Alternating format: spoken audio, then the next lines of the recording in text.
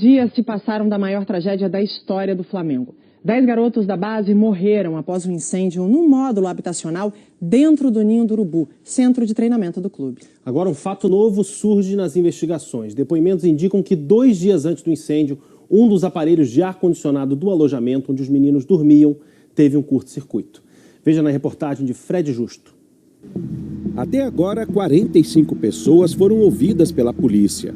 Funcionários, prestadores de serviço e sobreviventes que ajudam a montar um cenário complexo. O Esporte Espetacular teve acesso a novos depoimentos de testemunhas importantes para o inquérito.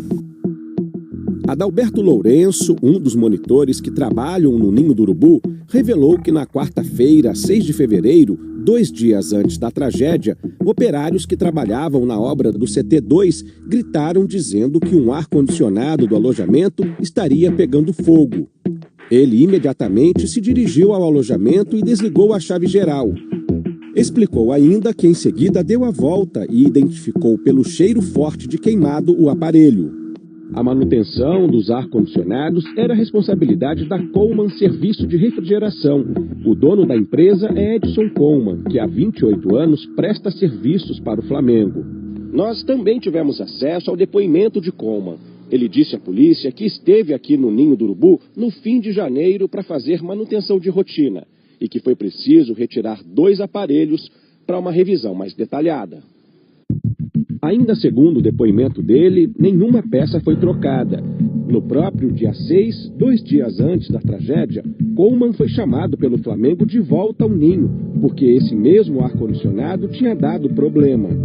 Ele afirmou que, para restabelecer o funcionamento do aparelho, fez uma emenda de reparo, utilizando fita isolante.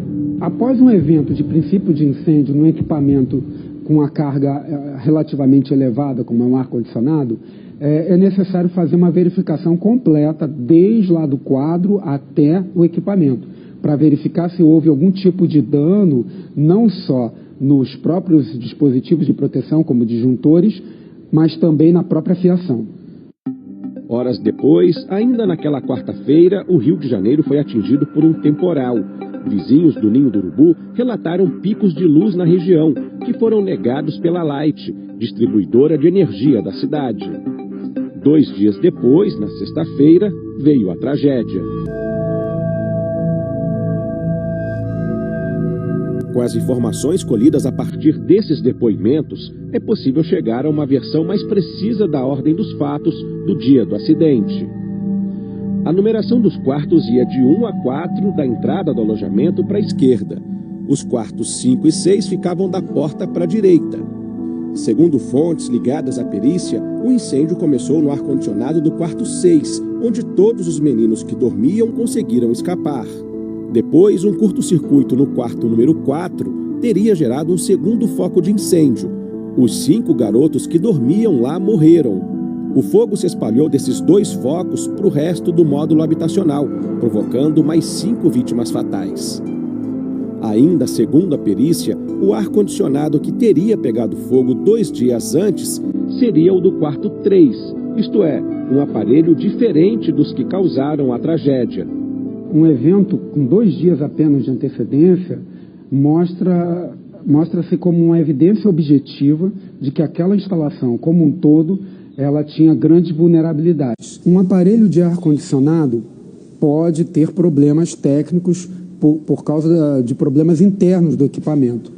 Mas também os problemas podem acontecer dentro do aparelho por causa da instalação elétrica mal feita, com excesso de corrente, pode danificar o equipamento. O que a investigação precisa apurar é se foi uma coisa ou outra, ou ambas. O fato é que, se aconteceu já o dano na primeira vez, há uma suspeita forte de que a instalação talvez estivesse causando esse dano. Na última sexta-feira, o Flamengo firmou um termo de ajustamento de conduta com os bombeiros para o uso das dependências do time profissional no Ninho do Urubu. Com esse termo, o clube se compromete a tomar medidas contra pânico e incêndio no prazo de 3 meses. O inquérito, que vai apontar as causas e os prováveis culpados pelo incêndio e pelas mortes, teve o prazo inicial de 30 dias prorrogado por mais 60. A depender do grau de culpa que se averiguar tanto por parte da diretoria quanto por parte do técnico de refrigeração, é possível haver responsabilização criminal culposa de um ou de ambos. Na sexta, o último sobrevivente, ainda internado, Jonathan Ventura, recebeu a visita de Juan e Diego, jogadores do Flamengo. Ele ainda não tem previsão de alta, mas disse que pretende voltar a jogar pelo clube.